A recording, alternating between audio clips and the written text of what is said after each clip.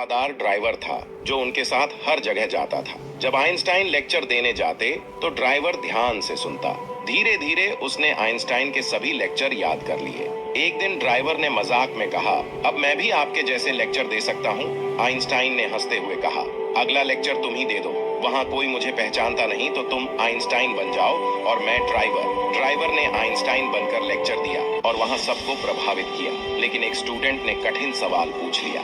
Driver ने सोचकर कहा, इन छोटे मोटे सवालों का जवाब तो मेरा ड्राइवर भी दे सकता है। असली आइंस्टाइन जो ड्राइवर बनकर बैठे थे उठे और सवाल का सही उत्तर दिया।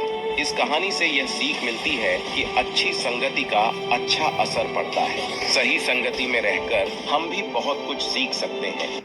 कोई भी वैज्ञानिक मेरे मरने के बाद मेरे शरीर पर किसी भी प्रकार का कोई रिसर्च नहीं करेगा। 18 अप्रैल 1955 में आइंस्टाइन के मौत के बाद डॉक्टर थॉमस हार्वे ने उनका दिमाग चुरा लिया ताकि वह उस पर रिसर्च कर सके। इस घटना के बाद थॉमस हार्वे को जॉब से निकाल दिया गया। बाद में एल्बर्ट आइंस्टाइन के बेटे ने विज्ञान हित के लिए उनके ब्रेन पर रिसर्च करने की अनुमति दे दी, जिसमें सबसे पहले आइंस्टाइन के ब्रेन का वजन नापा गया जो 1230 ग्राम था, जो एक नॉर्मल इंसान के ब्रेन के मुकाबले काफी कम था। इसके बाद उनके दिमाग के 240 टुकड़े किए गए और उन सभी टुकड़ों को दुनिया भर के सभी वैज्ञानिकों के पास भेज दिए गए, जिसके बाद वैज्ञानिकों को पता चला कि आइंस्टाइन के दिमाग का एक हिस्सा पैराइटल ओपर्क्यूलम मिसिंग है और शायद इसी कारण आइंस्टाइन बड़ी से बड़ी कैलकुलेशन अपनी इमेजिनेशन पावर के द्वारा कर लेते थे। अगर आप भी ऐसे वीडियोस में इंटरेस्ट रखते हैं तो था एक साइंटिस्ट का, और ये कहानी है उसी जीनियस साइंटिस्ट की, अल्बर्ट आइंस्टाइन।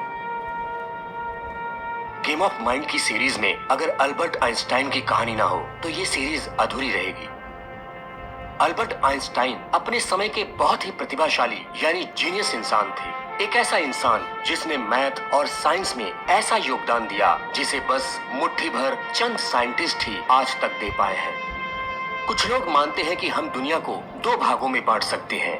एक भाग है आइंस्टाइन के पहले की दुनिया और दूसरा भाग है आइंस्टाइन के बाद की दुनिया। और ऐसा मानने के पीछे एक वजह है।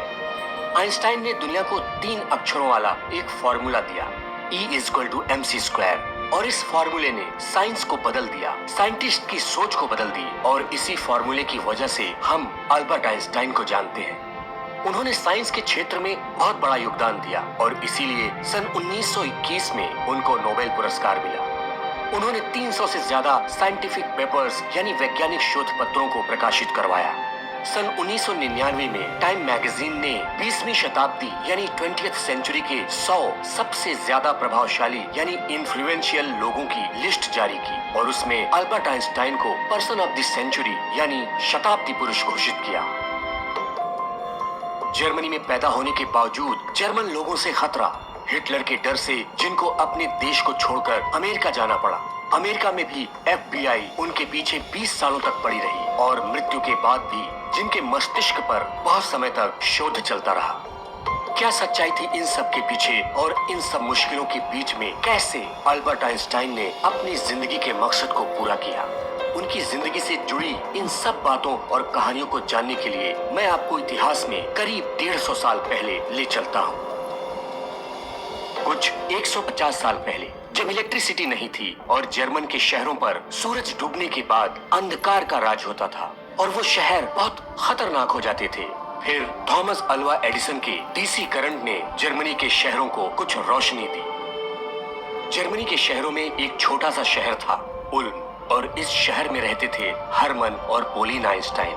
हरमन आइंस्टाइन एक सेल्समैन और इंजीनियर थे जो लोगों को इलेक्ट्रिसिटी के उपकरण सप्लाई करते थे। 14 मार्च 1879 एक खुशी से भरा दिन था हरमन और पोलिन आइंस्टाइन के लिए। उनके घर में उस दिन एक बेटे ने जन्म लिया और ठीक शेप में नहीं था और हरमन और पोलिन को डर था कि कहीं उसको कोई प्रॉब्लम तो नहीं है। जब अल्बर्ट की दादी यानी हरमन की माँ ने उसको पहली बार देखा तो उन्होंने भी ये कहा कि उसका सर बड़ा है, लेकिन कुछ दिनों में ही अल्बर्ट का सर धीरे धीरे सही शेप में आने लगा। हरमन और पोलिन आइंस्टाइन अपने बेटे को बहुत प्यार करते थे। जैसे जैसे अल्बर्ट बड़ा होने लगा, हरमन और पोलिन को एक नई चिंता सताने लगी। अल्बर्ट कुछ भी बोलता नहीं था, लेकिन चिंता होने के बावजूद हरमन और पोलिन को ये उम्मीद थी कि एक दिन वो जरूर बोलेगा। लेकिन साथ ही साथ उनके मन में एक डर जरूर था कि कहीं उनका बच्चा एक मंदबुद्धि बच्चा तो नहीं है। सन 1880 अल्बर्ट अब 1 साल का